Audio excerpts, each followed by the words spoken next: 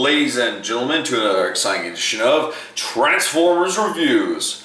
Well, today, guys, your eyes do not deceive you. We have Acid Storm, Ion Storm, and Nova Storm. I want to go ahead and share these guys with you. So, let's go ahead and bring the rain and look at the rainmakers. So here are our boys in their vehicle modes with Commander Starscream. I went ahead and threw him in there because he was a key character. If you notice, these guys, they're technically matching their animation models. Ion Storm over here, our boy, right?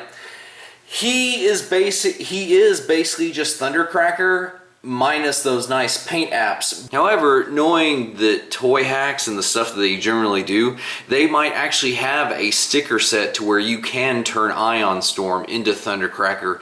Our boy over here, whose name is Nova Storm, technically, if you wanted to have him as Sunstorm, even though Sunstorm is more orange and yellow, he could stand in for that. But my favorite out of all these Tetrajets is Acid Storm, because what other Decepticon can rock just mostly green?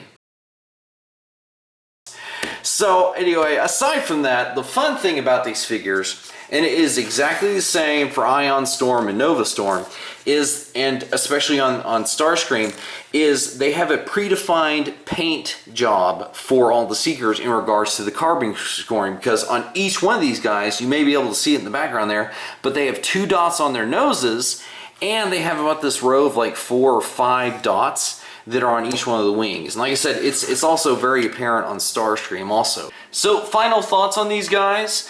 Obviously, very slick jet modes, very happy with it. Plus, it's just kind of nice to have something outside of the normal 3 that we usually get, and to have them be so bright and vibrant as well. But let's go ahead and move right on into robot mode. Oh man, it's like an explosion of Skittles up in here, man. Look at all these different colors. But I have to say that I do like how they all look together. All the Seekers in robot mode. They each kind of have their own little vibe, which is really cool, because I had the Generations Acid Storm. So that's why I think he's my favorite, is because he's reminding me of that. You know, I had like the camo bit. Plus, I just love this like lime green that he is rocking, because it's just so different. So in looking at Ion Storm, you know what? While I do like a figure to have more color breaks like you see on the standard 3, Ion Storm himself, the fact that he doesn't have those, I think that maybe what makes him unique is it kind of feels like this figure, along with his 2 cohorts, are just kind of like bucking the trend. I think that's kind of one of the reasons that I like Ion Storm as the character he is, rather than, you know, trying to make him like Thundercracker or something else. But the one that really is kind of, I don't know why he's piquing my interest as much as he is. I think it's just because with him being mostly yellow, where you see like the little bits of gunmetal gray and the, you know, the darker grays and stuff, it's kind of like giving me like a construction vibe, which is like a weird color scheme to see on a jet, but it's just unique enough. That's why I really like it.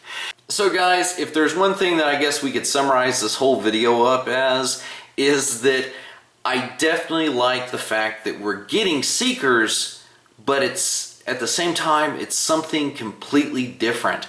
How often do we get characters that are, you know, basically completely obscure guys in actual figure form?